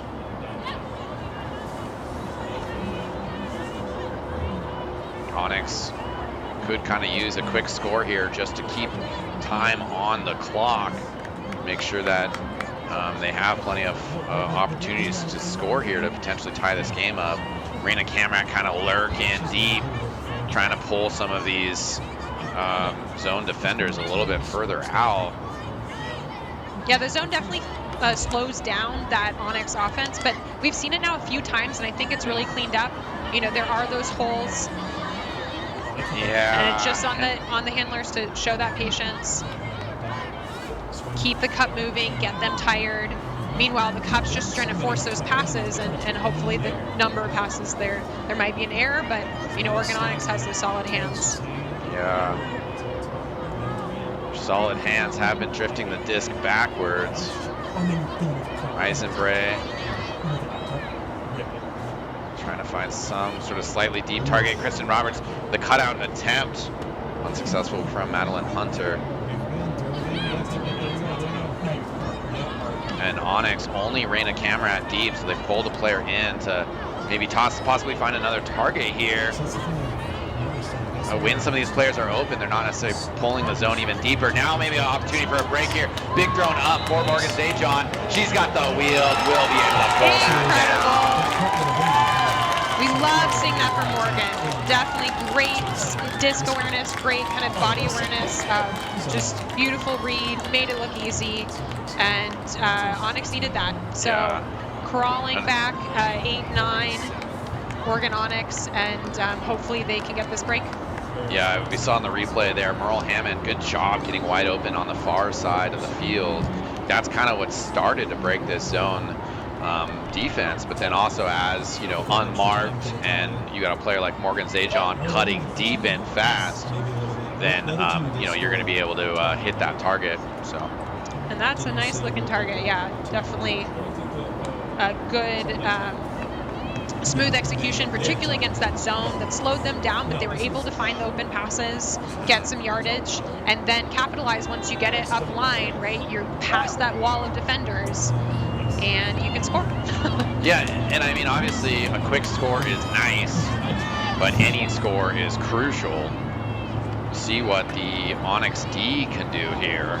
Gonna need to pressure out Utah Wild, and hopefully get a turn. Stanislaw faking a big throw, is able to find Bigum in the center of the field, giving a little bit of space. As Onyx also doing well, they were doing a bit of zone, but have switched over to person. Yeah, you might see some poaching from Oregon Onyx, but definitely want to stay tight the closer we get to the end zone. But Wild doing a great job of moving this disc. Songer finds Perkett. They are good at moving the disc quickly, right? This is only a 7-second stall count. Oh, opportunity to score there. There's Stanislaw. Finds Songer in the end zone. And that was some good quick movement. They just kept it going, making fast decisions, smooth execution, and then you find those open people. Yeah. Yeah. And I mean, Utah Wild, if their offense plays flawless from here on out, they don't have a problem, you know. So that's just what you have to concentrate here as the Wild. Obviously, if the D could show up, if the D could get another turnover and maybe a break point, that would probably put this game to bed.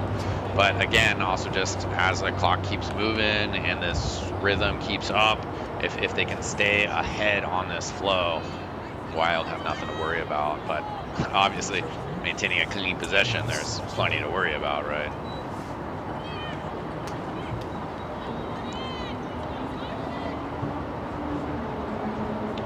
Again, Onyx not necessarily trying to score super fast, but do just need to keep getting points on the board here. And we'll see if they can once again successfully break this zone. Nice, Reina gets it on the side as the wing there. Danny Runzo unmarked on the far side of the field. We'll get the swing over. Swift pass from Eisenbray. We might have to see a full another swing here. As there goes to Rachel Cody. Yes, but a little pacey on that disc, and then it just sort of folded over and started bending away from the target. The rain has just begun. We're going to see how this affects the disc. It can get slippery. The turf can get a little slippery too, so. Onyx maybe a little bit more used to these sort of conditions, but the timeout has been called. And well, Wild looking to solidify this score, which will be a very crucial one considering the game state right now. Yeah, last season though, they, you know, in Utah there was hail, there was heavy wind, so this is quite mild in comparison. Yeah. And yeah, but we have had some pretty nice temps. It was ideal ultimate weather, right? Really just kind of that light spring crisp in the air. You're not getting too hot, and now the rain has come. So, yeah. Welcome to the Pacific Northwest. Certainly. And Onyx, you know, fairly used to this in some sense. One, just being ultimate players in the Northwest, but also their last couple home games have been stricken by fairly similar weather. Excuse me. Struck. Yes. There we go. Yeah, something like that, you know. Big D right here for Oregon Onyx. Let's see if they can shut this down, get this turn. Yeah, Rock Club's going to want to see it happen as they just tapped in, but the swing will land in the hands of Songer. 2 players cutting in for the dump as there was no other players around to grab that. Bigham, good job dumping it and swinging themselves around. Good find here.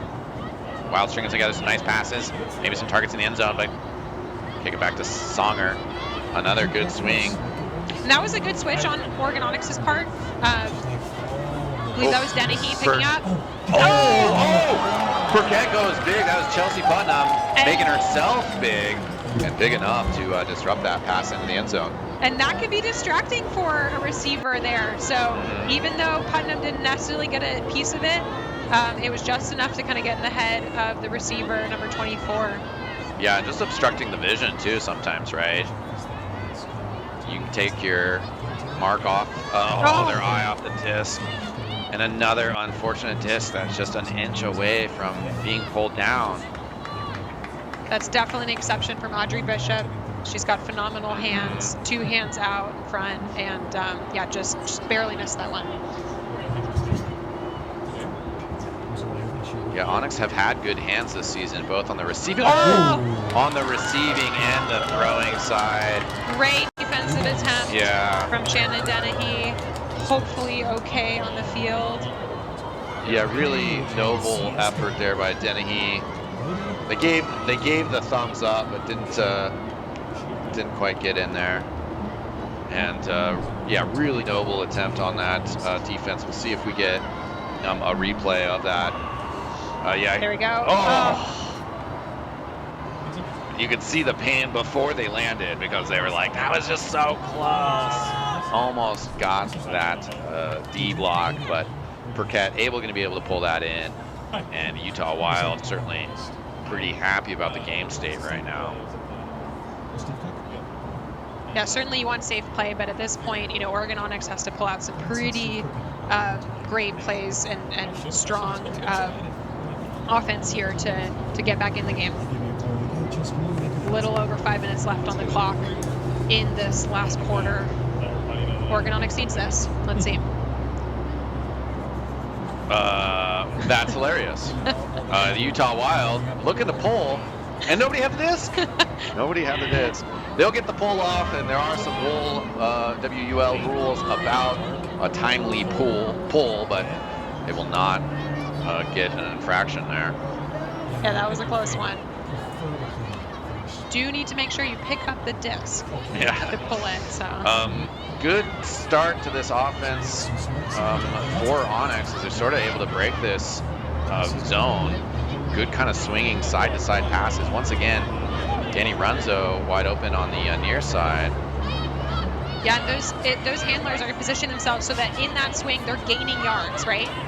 And so right there, yep, JC is open as a popper. Straight into the middle of the field. Need to kind of find that space again. Move the play up. JC Jones wide open on the far side. It'd be a wide swing, but now attracting a mark. A throw into the end zone. Rachel Egan is there. That was a really great find. You know, Rachel just saw that spot. Was open. There were 2 defenders, but they weren't quite active. They got caught a little bit on their heels. You know, maybe this rain is giving Onyx some magical powers, so it's what they need. Yeah, 4:25 left in this half. Half and quarter in game, honestly. And well, yeah, Onyx gonna need a couple series of breaks here. Yeah, Rachel Cody has finding the camera. And that's gotta feel good, yeah, especially when you get those assists. It's nice to trust your teammates. It's nice to execute well. Both teams, you know, really giving it their all. And yeah, sort of mentioned it, you know, in the discussion here. Onyx had like a bit of a break in between games, which is kind of tough for their schedule.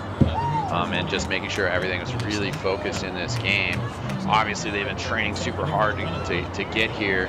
They want to continue finding growth as a team and as a unit, but hoping that they can still possibly pull off the victory here today.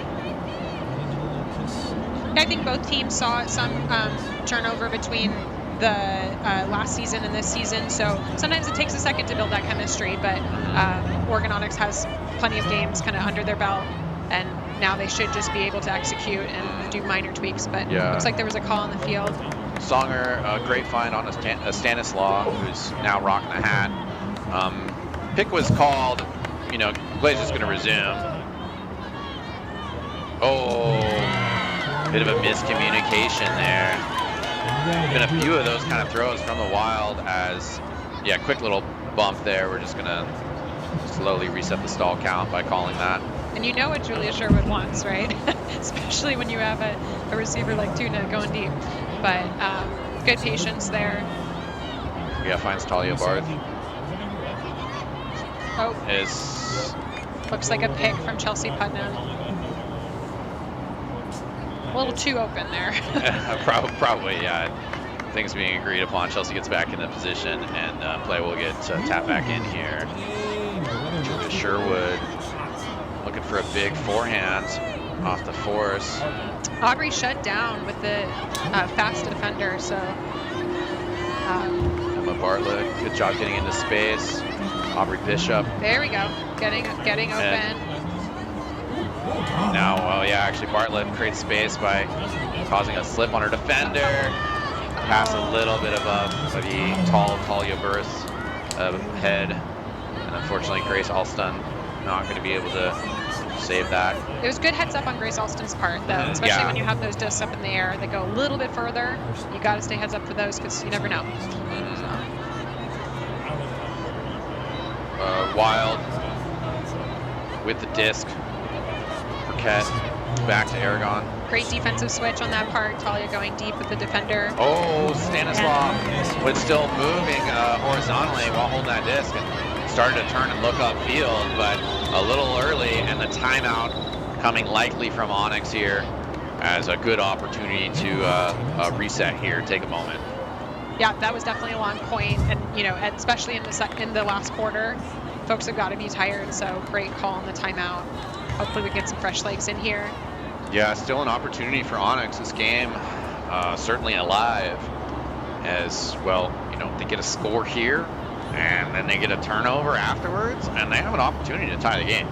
So it's just as simple as it sounds, right, Chloe? Yeah, easy, right? I mean, you just kind of throw plastic around on a field. Yeah, just score, just score. Yeah. No, I think this is where the experience shows, right? Yeah. We have some veterans on the field, we have some new players on the field, and it really takes that composure to dig deep in these kind of tired moments, play good ultimate, make smart choices, you know, use your head. It can be hard, especially when you're tired.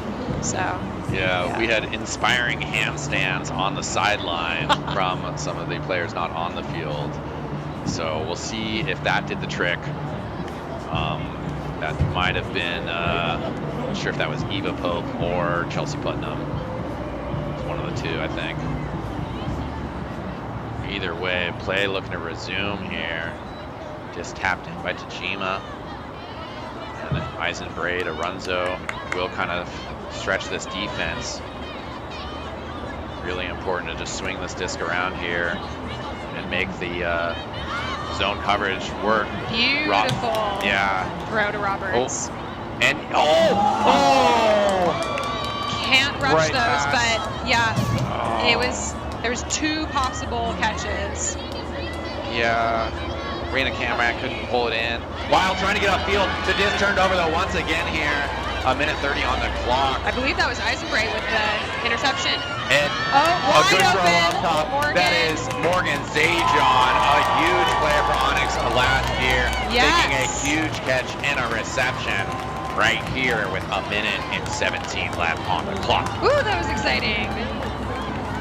Yeah, get those little bit of shivers in the body as Eisenbray, she's pumped up. They're going to pump this whole team up.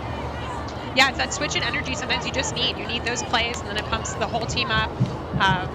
I know that fires me up when Yeah. I see my teammates making just awesome defensive plays, finding the wide open person in the end zone, capitalizing on that turn. Eisenbray is happy on that one. Discraft play of the game right there. Greta Eisenbray keeps her team in this match with, well, the defense and the assist. Great throw in.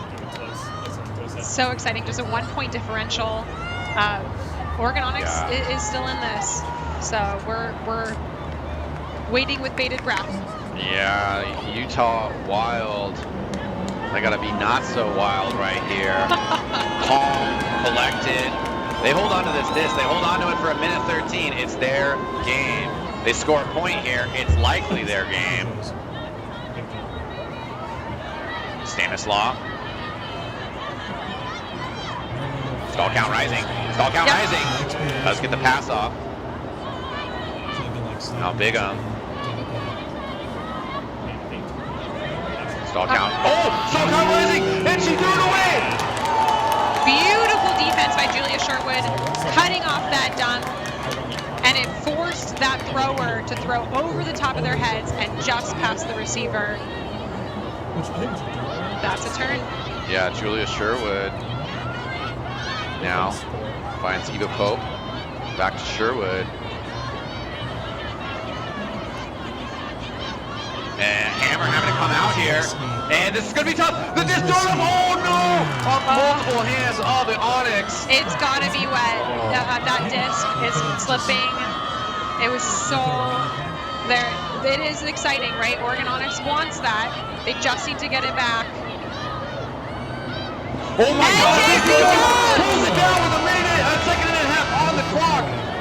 This game's still wide open. Big throw over the top here. Try to wave out. Try to wave out. Back in, ladies and gentlemen. 11-11 on the clock, on the scoreboard. We are zeroed out, going to overtime. That, you couldn't even script that. That was out of this world. The crowd on site, on their feet, they're going crazy. Wow, dying seconds of this game. JC Jones out of nowhere pulls it down. I mean, a second and a half. That disc could have just floated to the ground in 2 seconds and led to the game being over. Instead, we are heading to overtime. 4 minutes on the clock. Let's go. Oregon Onyx is in this. They've got to be feeling good.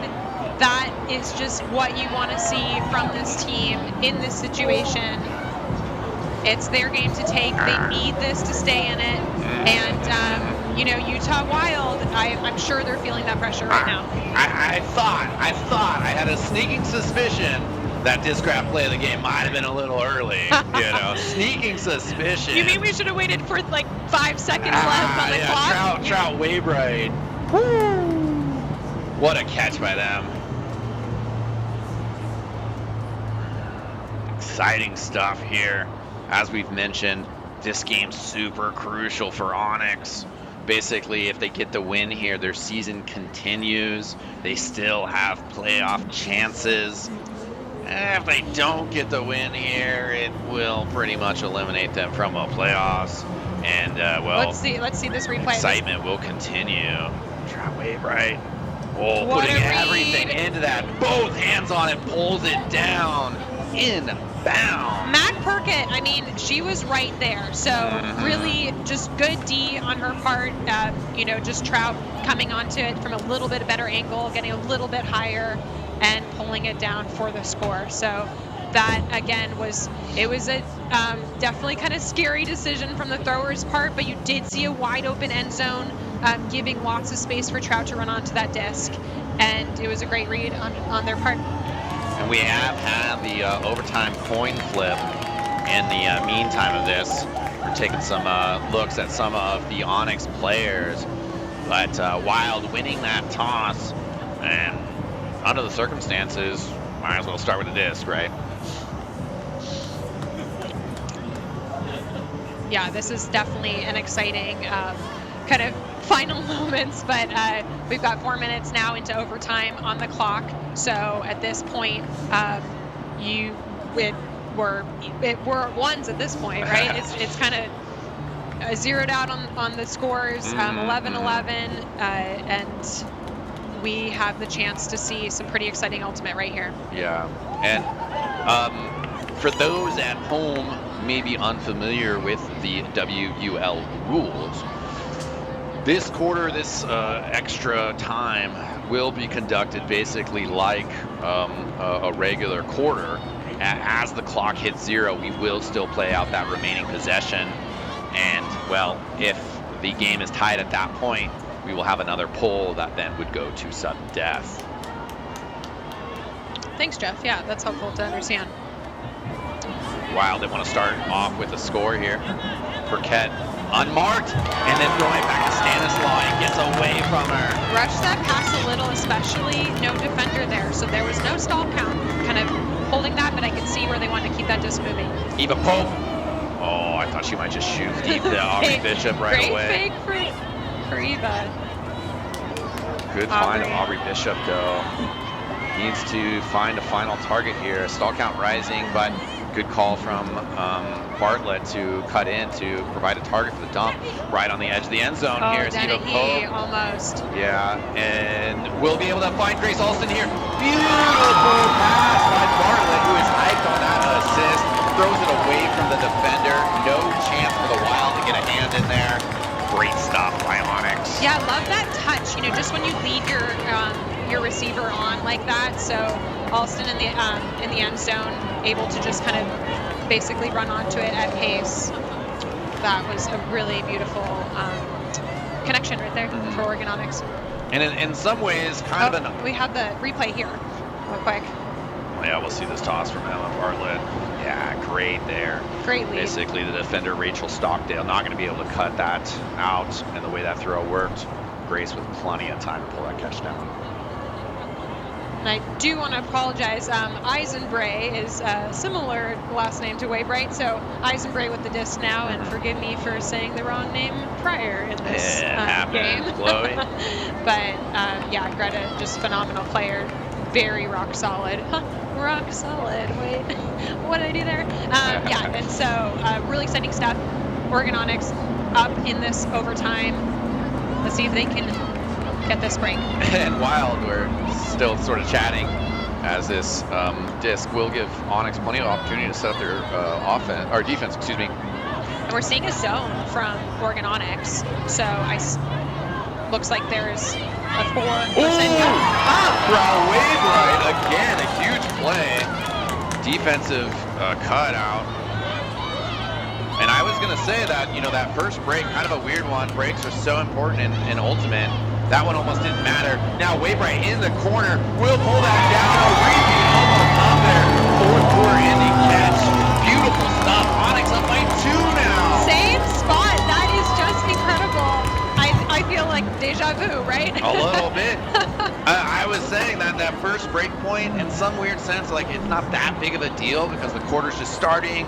The score is even. But, you know, it would have meant that if there was an extra time, they would have received that pull in the sudden death. But now that they've gotten a second break, Trout Waybright pulling it down again in the corner. They're up by 2 points, 2:27 on the clock. Yeah, good eyes from Tajima just to see Trout making that time. Everyone's feeling good on the home team, the home crowd cheering Onyx on. 13-11 now in overtime. It was looking a little shaky for them, down by 2, and we know that these margins are so important in the Western Ultimate League, hard to make comebacks from. But now Onyx have tied it. They're up by 2. Huge momentum swing in their favor. We'll see if they can maybe get another break here, even keep the pressure up. All the pressure on Wild right now. Yeah, there's still 2 minutes left on the clock, so things can happen. They are making good progress with this disc. It's up. Oh, the D there by Julia Sherwood gets a hand on it. And well, player down for the Wild, but maybe a pick call from the other players because there's still a discussion going on here. But I mean, in my opinion, Julia Sherwood. 4 potential foul. You see that body contact, but Julia did have her hand on the disc. Yeah. before. So my understanding of the rule is that was a pretty clean defense, and I think there was maybe some discussion there, but Julia Truewood, I think, took a knee to the face on the way down. Injury called.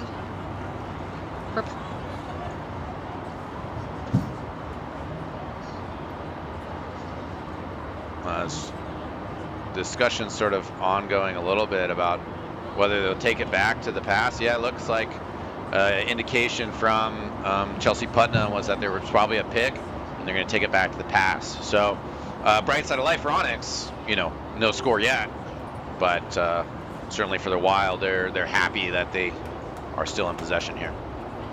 Yeah, they need to kind of maybe slow this momentum down from Onyx, stay calm in front of their end zone. Let's see. It looks like the disc might have to be taken from the front of the end zone, or it's a turn. Okay. Okay, so, great. Cool. Yeah, obviously a bit of a discussion there, ongoing for a while. Seemed like a turn was likely. So Onyx, they just got to stay calm and collected here. Emily Bartlett creates a little bit of space for herself. Good throw over there to Eva Pope. Chelsea Putnam was cutting super deep. Aubrey Bishop, though, great pull down. 2 hands on it this time. Oh, a nice Chelsea wide open. Yeah, good on the find under. on Chelsea Putnam. To a certain point, I mean, killing the clock here is great, but just score. So Onyx maintaining possession and getting that point is going to be most crucial. Aubrey Bishop with another 2-handed grab, making sure it's not getting away from her now. Chelsea Putnam finding Tina Snyder. What a grab! She's not in bounds yet, though. There it is to Emma Bartlett. What is even happening right now? Yeah. This is just a amazing run by Oregon Onyx. You can tell they're just having fun out there, and it really turned things around in that kind of how that last quarter ended into overtime. I think it's easy to lose hope, and yet they fought till the very end. They fought to the last millisecond, and it played in their favor, and you can see that playing out on the field now. Yeah, Emma Bartlett, I believe her season debut, but yeah, stepping in on kind of short notice today. She's had a very strong game. Big heads up from her there to just kind of sneak in right past Tina Schneider and get that reception up by 3 points. Oregon Onyx in a fantastic spot to win this game. Yeah, this has just been such a fun game to watch. I think Utah Wild is giving it their all. They will see Oregon Onyx again, so I think they're going to learn a lot from this game. They're going to answer back. They're going to make adjustments, and it's exciting to see. Yeah, well, it'll certainly be interesting to see next time these two teams match up, because the Utah Wild were finding some really good success with their zone D, and I think it's a question of whether maybe Utah Wild need to fine-tune that a little bit, or whether Onyx was finally starting to break that up. And now we're seeing zone from Onyx. And they just really need to stop quick scores here. Shot deep. Morgan. Big Oh, what a catch!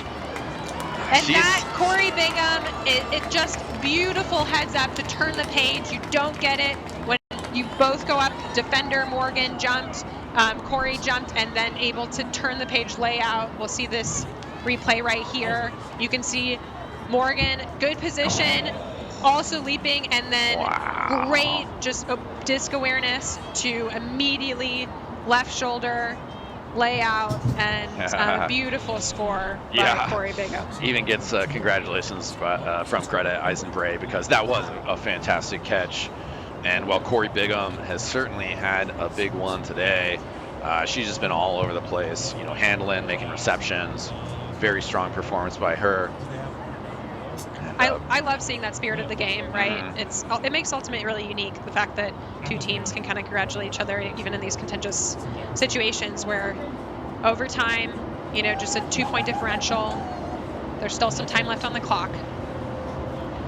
Yeah, I mean, there is certainly possible scenarios here. Interesting situation now. Yeah, a very shallow throw here. Sort of the hope being that, well, they either score quick or we can just get a turn. The defensive sets up. And yeah, big hammer over to Zajon, who is completely wide open in the back corner. Onyx is capitalizing on that short. Eisenbray not in yet. And there we go, Reina Cameron. Yep. Eisenbray to Reina Cameron. That's a connection we didn't see a lot of today, but have seen a lot of over this season. Oh, for sure. That was an interesting decision on Utah Wild's part. It did allow them, you kind of saw them set up a very specific defensive play. But yeah, I think that over-the-top swing, and then Eva Pope to Eisenbray, who, as we see, almost in. It's hard with these lines, too. Sometimes you're like, is the yellow line in? Is the white line in? But just, it's okay to, you know, if you're not in, you keep your composure, you find the open person, and you score. So, Onyx back up by 3. I think Reina Cameron's been an awesome player for Onyx this season. Really made a huge impact on field. I think today a little bit the wild zone kind of shut her out, so we didn't necessarily see those highlight reel bids. But nonetheless, Onyx extremely fired up about their performance today, and a lot of strong stuff from the entire roster, really.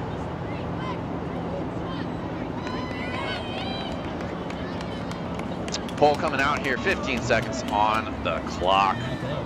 Wild certainly would have liked to have a victory lap type scenario, but right now, just trying to get one more on the board and maintain a 2-point differential at the end of the night. See if they can get another highlight reel catch here. Clock has run out, so this is the last possession here. Yeah, game's still live. Applause from the crowd, the home crowd nonetheless. As Wild looking to continue to string together some nice passes here. Kircher finds Stanislaw. Stanislaw maybe back to Kircher. Nope. Looking for that final touch. There we go. Oh, nice. In the end zone. That will be Songer pulling down our final point of this Western Ultimate League game. But the final score, 15 for the Onyx, 13 for Utah Wild. That was just such a good game. You know, that's the ultimate you want to see from these two teams. And it was just incredible on Oregon Onyx's part to be able to come back from that kind of, they were down by 2. Yeah. And then to tie it up in the final seconds of that last quarter. I mean, that's just so exciting to watch. And then really take it home in this overtime. It's exciting for the home team. It's exciting for us watching it here. Yeah. You all probably online. And we do get to see this again. They'll match back up on the 13th and in week 10. And it's, I think, you know, Utah Wild has learned a lot in this game. Yeah. But they definitely gave it a good shot. Great sportsmanship here. Yeah, and exciting for the whole league as both teams still have a lot to play for in this season. They matched up here in this head-to-head. It might come down to the final game between these two, as Wild have 2 very tough games against Seattle. At the same time, though, if Wild can manage to get a win there, they'll just take control of their own destiny and not even have to worry about the Onyx result. So interesting games there, interesting games all across the league. Fantastic stuff that we saw here tonight.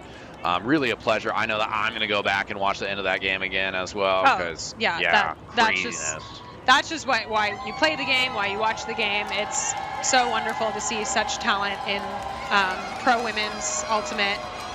And now Oregon Onyx giving love to the Rock Club, giving love to the crowd.